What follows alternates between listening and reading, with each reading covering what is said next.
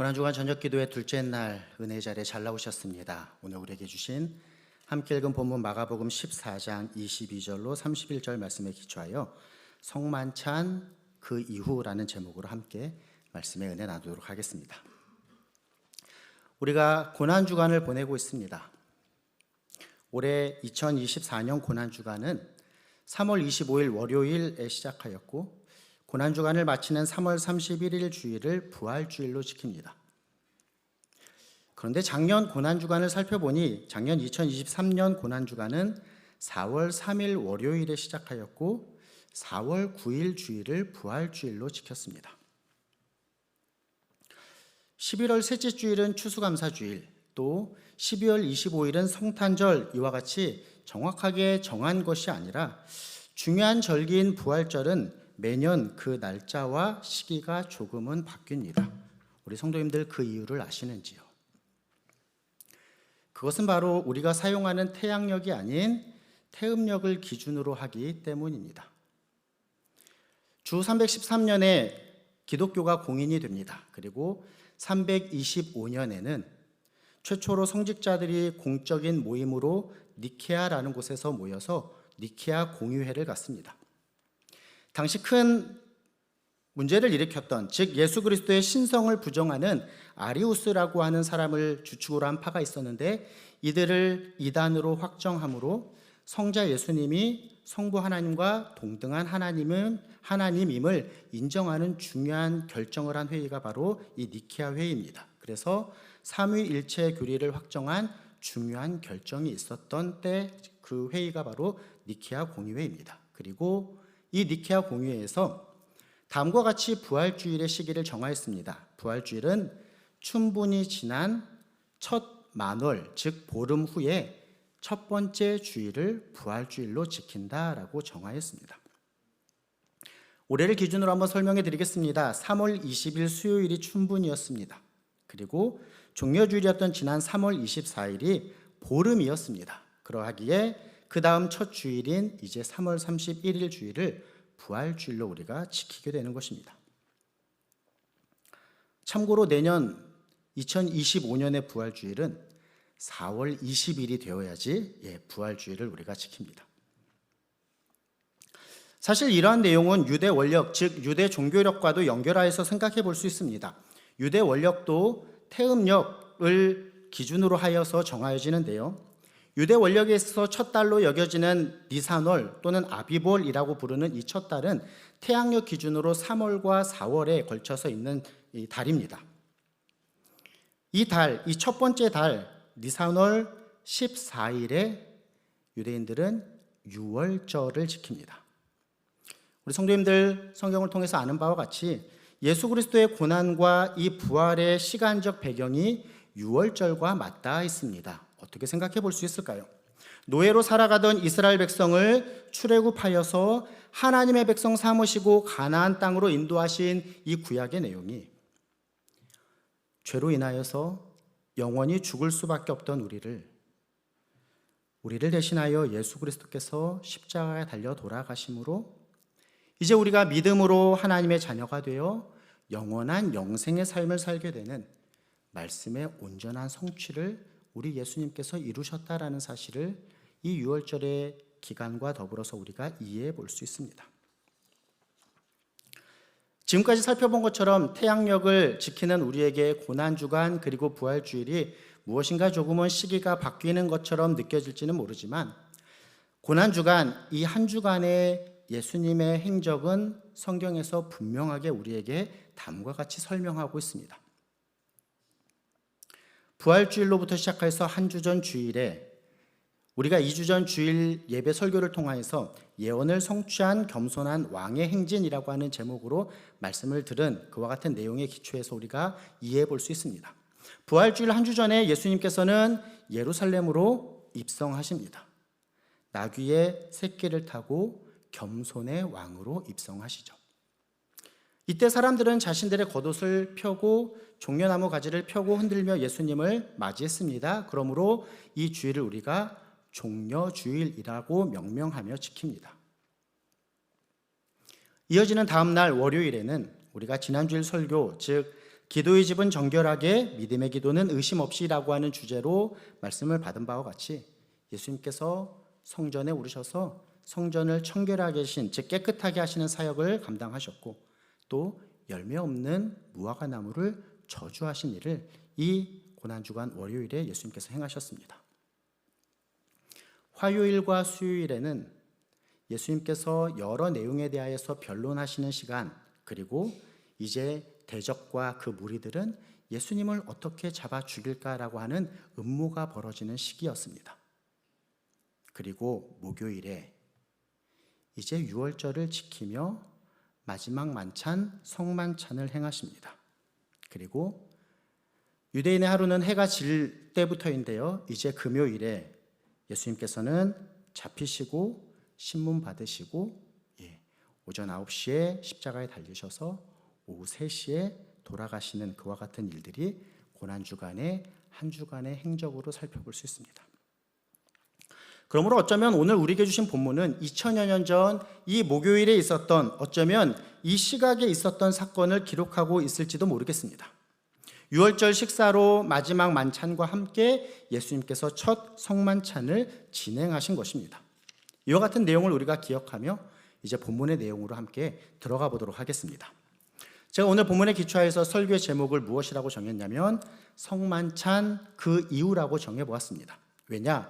오늘 본문 마가복음 14장 22절로 31절 말씀이 두 부분으로 나누어서 앞부분인 22절로 26절 말씀은 성만찬, 즉 첫 성찬에 대한 내용을 기록하고 있고, 뒷부분인 27절로 31절 말씀은 그 이후에 있었던 내용, 조금 더 설명드리면 제자들이 예수님을 버릴 것에 대한 예언의 내용, 이 두 가지의 내용을 기록하고 있기 때문입니다. 제목에 기초해서 이와 같이 두 부분으로 나누어서 오늘 말씀의 내용을 함께 살펴보도록 하겠습니다. 먼저 본문의 앞부분 22절로 26절에서 기록하고 있는 첫 성찬에 대한 내용입니다. 본문을 시작하는 22절로 24절 말씀, 우리 다시 한번 의미를 생각하면서 함께 읽어보도록 하겠습니다. 읽습니다. 그들이 먹을 때에 예수께서 떡을 가지사 축복하시고 떼어 제자들에게 주시며 이르시되 받으라, 이것은 내 몸이니라 하시고, 또 잔을 가지사 감사기도 하시고 그들에게 주시니 다 이를 마시매 이르시되 이것은 많은 사람을 위하여 흘리는 나의 피 곧 언약의 피니라. 아멘. 예수님께서는 떡을 가지사 축복하시고 떼어서 제자들에게 주셨습니다. 그리고 이것은 내 몸이니라 라고 말씀하셨습니다. 우리가 익히 잘 알고 있듯이 분병, 즉 떡을 나누는 것은 예수님의 몸을 먹고 기념하는 일입니다. 우리는 여기에서 예수님의 몸을 의미하는 이 떡을 예수님께서 떼어서 제자들에게 주셨다라고 하는 부분을 조금 깊이 있게 살펴보면 좋겠습니다. 떼어라고 하는 동사, 헬라어로 에크라센이라고 하는 단어인데요, 이 떼어라고 하는 의미는 부서뜨리다, 깨트리다, 연결하여서 찢어지다, 이와 같은 의미를 담습니다. 그러므로 예수님께서 지금 떡을 떼어서 주셨다라는 것, 무엇을 의미합니까? 찢어서 부서뜨림으로 주셨다라는 것을 의미합니다. 이제 예수님께서 채찍에 맞고 십자가에 못 박혀 돌아가심으로 그 몸이 찢기고 부서지심을 분명하게 보여주고 있는 것이죠.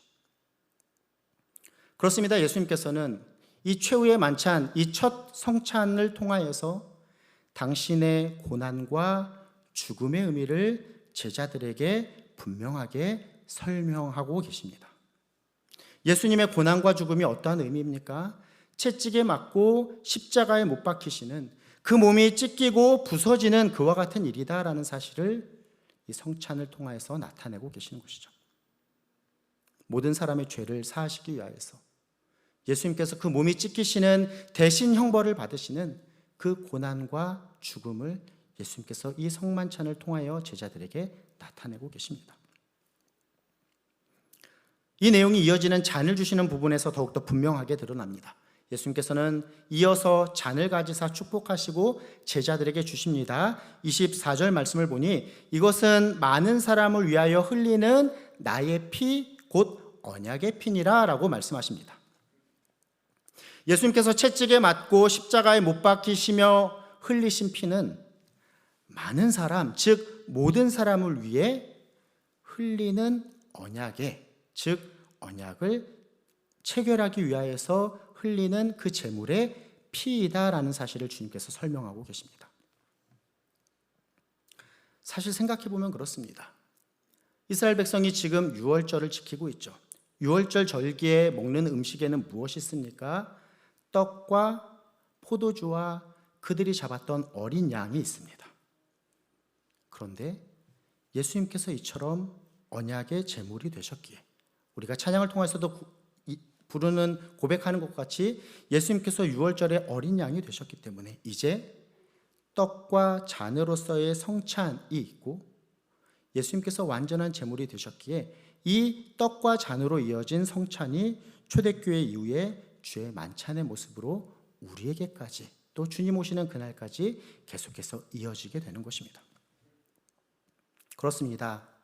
떡을 상징하는 예수님의 몸이 찢기심으로, 또 잔이 상징하는 예수님께서 피를 흘리심으로 이 예수님의 고난과 죽음을 통해서 죄인인 우리가 죄사함을 받게 된 것입니다.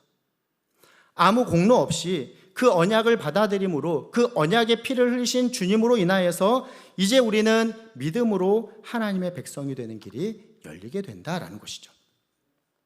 그런데 잘 생각해 보십시오. 이 하나님의 은혜와 용서는 받는 쪽, 받는 우리에게는 거저이지만 주는 쪽, 주시는 주님의 편에서는 이와 같은 엄청난 희생, 고난과 죽음이 따르는 일이었습니다. 이 자리에 있는 우리는 몸이 찢기시고 부서지며 또 피를 흘리시는, 그와 같이 고난당하시고 죽으신 예수 그리스도를 통하여서 은혜로 주어진 생명의 언약을 선물로 받은 자들입니다. 그렇다면 그 은혜, 그 사랑을 받은 자임을 분명하게 깨닫고 살아가고 계시는지요? 그 은혜와 그 사랑이 나에게 주어짐이 이와 같이 예수 그리스도께서 십자가에 달려 고난당하시고 죽으신 그 놀라운 구원의 사역의 결과임을 우리가 분명하게 붙잡고 살아가고 있습니까? 우리 주님의 피를 마신다라는 것은 이처럼 우리 대신 예수님께서 제물이 되셔서 우리가 감당해야 할 죄를 그분께서 담당하셨다라는 사실을 의미합니다. 예수님께서 이르신 완전한 의가 우리에게 적용된다라는 것이죠. 주님의 몸인 떡을 우리가 먹는다라는 것은 어떠한 의미가 되겠습니까? 내 안에 예수 그리스도를 온전히 받아들여서 이제 나를 그분으로 채우며 그분으로 바꾸어 그분의 제자로서 그분의 뜻을 위하여서 살아가는 참된 제자의 삶이 우리의 모습이다라는 사실을 나타내는 것일 것입니다. 이와 같은 귀한 말씀을 통한 은혜 기억하고 붙잡으며 주의 성찬에 참여할 때마다 우리 그리스도께서 우리에게 허락하신 이 놀라우신 구원의 사역을 분명하게 기억하며 기념하시는 우리 성도님들 되시기를 간절히 소원합니다. 다음으로 이어지는 오늘 본문의 뒷부분의 내용입니다. 이처럼 성만찬을 행하시고 그에 담긴 귀한 의미를 가르쳐 주셨음에도 불구하고 여전히 그 의미를 깨닫지 못하고 있는 제자들의 안타까운 모습을 본문의 뒷부분이 기록하고 있습니다. 즉 이어지는 본문의 뒷부분 27절로 31절 말씀은 제자들이 예수님을 버릴 것에 대하여서 기록하고 있는 것입니다. 본문 27절 말씀입니다. 제가 읽어봅니다. 예수께서 제자들에게 이르시되 너희가 다 나를 버리리라. 이는 기록된 바 내가 목자를 치리니 양들이 흩어지리라 하였음이니라. 아멘. 예수님께서 지금 무엇을 말씀하십니까? 제자들이 예수님을 버릴 것을 예언하고 계십니다. 그런데 이것은 구약 성경의 내용이, 즉 구약의 예언이 성취됨을 의미하는 것입니다. 스가랴서 13장 7절 말씀 보니 다음과 같이 기록되어 있습니다. 만군의 여호와가 말하노라. 칼아 깨어서 내 목자 내 짝된 자를 치라. 목자를 치면 양이 흩어지려니와 라고 기록하고 있습니다. 이 말씀이 주님과 주님의 제자 가운데 성취되는 것이죠. 그 내용이 어떻게 연결이 됩니까? 예수님께서 이와 같이 너희가 다 나를 버릴 것이다 라고 말씀하셨을 때 베드로의 반응이 무엇입니까? 이어지는 29절 말씀입니다. 베드로가 여짜오되 다 버릴지라도 나는 그리하지 않겠나이다. 다 예수님을 버릴지라도, 제자들이 다 예수님을 버릴지라도 나는 그리하지 않겠다라고 장담합니다. 절대로 예수님을 버리지 않겠다라는 것이죠. 그런데 이와 같은 베드로의 반응 앞에 우리 주님 무엇을 말씀하십니까? 이어지는 30절 보니 베드로가 3번이나 부인할 것을 말씀하십니다. 30절입니다. 예수께서 이르시되 내가 진실로 내게 이르노니 오늘 이 밤 닭이 2번 울기 전에 내가 3번 나를 부인하리라. 예수님께서 이와 같이 말씀하셨음에도 불구하고 베드로는 다음과 같이 다시 한번 힘있게 말합니다. 오늘 본문의 마지막 31절입니다. 함께 읽어보겠습니다. 베드로가 힘있게 말하되 내가 주와 함께 죽을지언정 주를 부인하지 않겠나이다 하고 모든 제자도 이와 같이 말하니라. 아멘. 안타깝게도 우리는 그 이후의 내용을 잘 알고 있습니다. 이제 예수님께서 이 만찬을 뒤로 하시고 겟세마네 동산에 오르셔서 기도하실 때에 예수님을 잡는 무리가 나왔을 때에 제자들은 어떻게 됩니까? 다 도망갑니다. 베드로의 모습은 어떻습니까? 어쩌면 스스로 장담한 것처럼 예수님을 버리지 않고 도망치지 않았다라고 이야기하려고 멀리서 조용히 예수님을 몰래 따라갔는지는 모르겠습니다. 그러나 결국 예수님께서 예언하신 것과 같이 베드로는 닭이 울기 전에 3번 예수님을 부인합니다.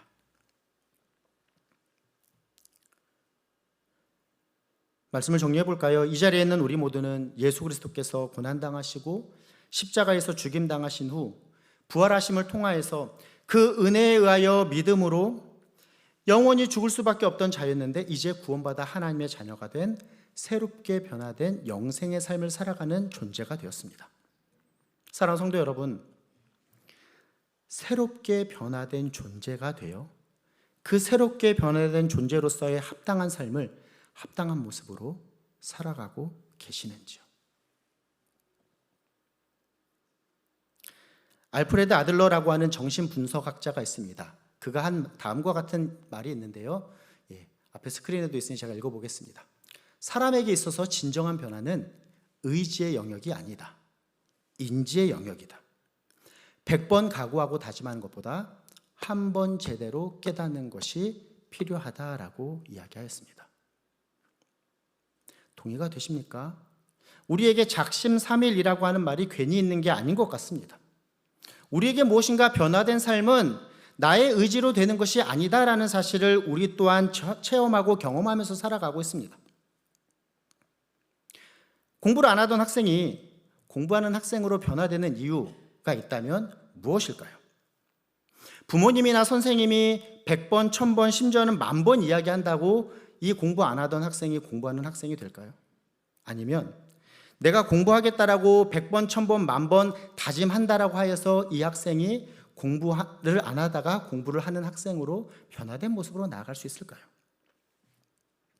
그게 아닙니다. 아마도 공부 안 하던 학생이 공부하는 학생으로 변화되는 이유는 이것일 것입니다. 지금 내 자신의 모습을 보고 미래의 내 자신의 모습을 그려보며 그러한 모습이 어떠한 것인가를 진정으로 깨닫고 내가 인식하게 될 때에 아마도 변화된 모습이라고 하는 결과가 주어지게 될 것입니다. 우리의 일상의 삶에 있어서도 이와 같은 분명한 깨달음과 인지가 삶의 변화를 가져옵니다.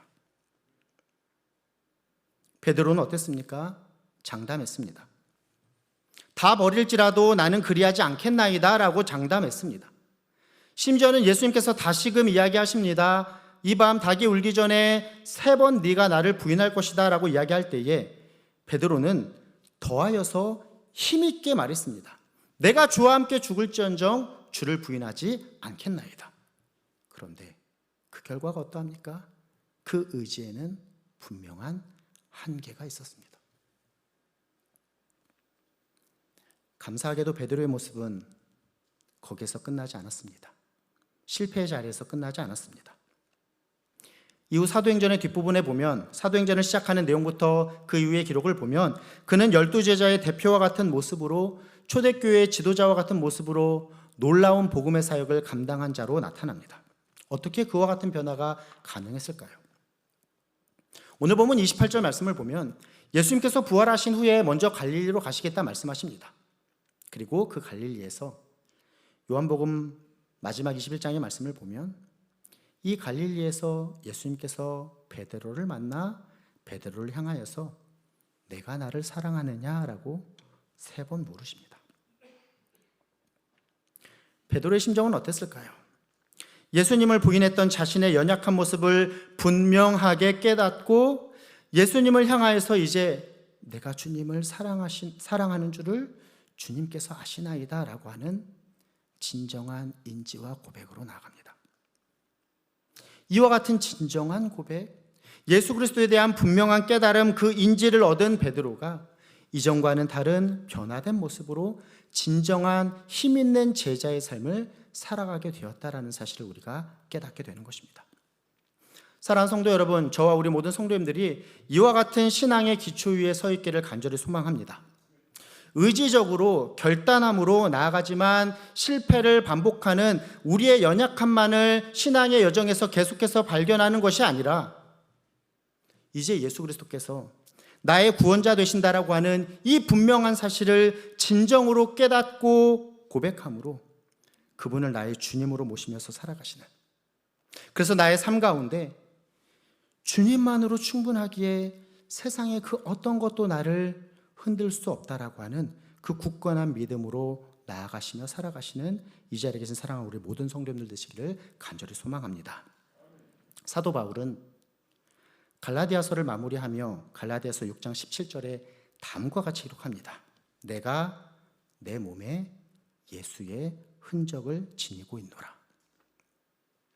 저와 이 자리에 계신 사랑하는 모든 성도님들도 이와 같이 십자가를 통해 나타난 예수 그리스도의 그 희생과 사랑이 분명하게 새겨진 존재로, 그 십자가 사랑이 나를 채우는 그 귀한 그리스도의 제자로서 나아가시는 귀하고 복된 은혜가 있으시기를 간절히 소망합니다.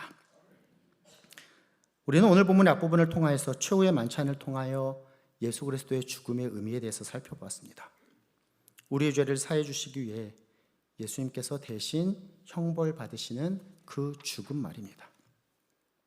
그러하기 때문에 우리는 성찬에 참여할 때마다 그 예수 그리스도의 대속의 의미, 예수 그리스도께서 우리의 구원자 되심을 분명하게 온전하게 기념하는 모습이 되어야 할 것입니다. 고린도전서 12장 23절로 26절에 나타난 이 성찬에 대한 바울의 권면, 우리가 같이 한번 읽으며 우리에게 마음에 새기면 좋겠는데요. 함께 읽어보도록 하겠습니다. 죄송합니다. 본문이 조금 잘못 나온 것 같은데요. 고린도서 11장 23절로 26절 말씀.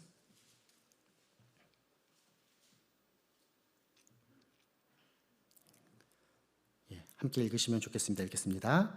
내가 너희에게 전한 것은 주께 받은 것이니 곧 주 예수께서 잡히시던 밤에 떡을 가지사 축사하시고 떼어 이르시되 이것은 너희를 위하는 내 몸이니 이것을 행하여 나를 기념하라 하시고 식후에 또한 그와 같이 잔을 가지시고 이르시되 이 잔은 내 피로 세운 새 언약이니 이것을 행하여 마실 때마다 나를 기념하라 하셨으니 너희가 이 떡을 먹으며 이 잔을 마실 때마다 주의 죽으심을 그가 오실 때까지 전하는 것이니라. 아멘. 너희가 이 떡을 먹으며 이 잔을 마실 때마다 주의 죽으심을 그가 오시는 때까지 전하는 것이다 라고 만찬의 의미를 우리에게 설명하여 줍니다. 말씀 전에 우리는 찬송가 228장을 찬양하였습니다. 4절의 가사는 다음과 같습니다. 주님의 성찬 받을 때마다 하늘의 기쁨 미리 맛보고 어린 양 잔치 참여함 같이 영원한 복을 내가 누리리. 아멘. 주님의 성찬에 참여함은 이것입니다. 주의 죽으심을 기념하며 하늘의 그 잔치를 맛보고 바라보는 귀한 은혜의 시간입니다.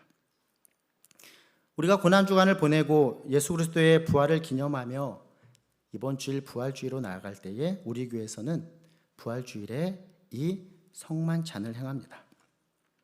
돌아오는 부활주일 성찬에 참여할 때에 귀한 말씀 기억하시며 몸이 찢기시고 피를 흘리시며 죽으신 예수 그리스도를 통하여서 생명의 언약을 선물로 받은 자가 되었음을 분명하게 기억함으로 나아가는 주의 죽으심을 기억하며 영원한 저 천국에서의 그 잔치를 소망함으로 나아가시는 우리 모든 성도님들 되셨으면 좋겠습니다. 예수님께서 모든 영광을 이루셨기에 우리가 그 영광을 입을 수 있게 되었습니다. 그분이 죽음의 자리로 나아가 하나님 앞에 가로막히셨을 때에 우리가 주님의 보좌 앞에 담대히 나아갈 수 있게 되었습니다. 이와 같이 예수 그리스도의 십자가의 은혜로 하나님의 자녀 되어 영원한 영생의 복을 누리는 자 되었으니 받은 은혜 분명하게 기억하며 우리 주님을 내 삶에 분명하게 새기시고 그에 합당한 바른 제자로서의 신앙의 삶을 살아가시는 이 자리에 계신 우리 사랑하는 모든 성도들 되시기를 예수님의 이름으로 부탁드리며 축원합니다. 아멘.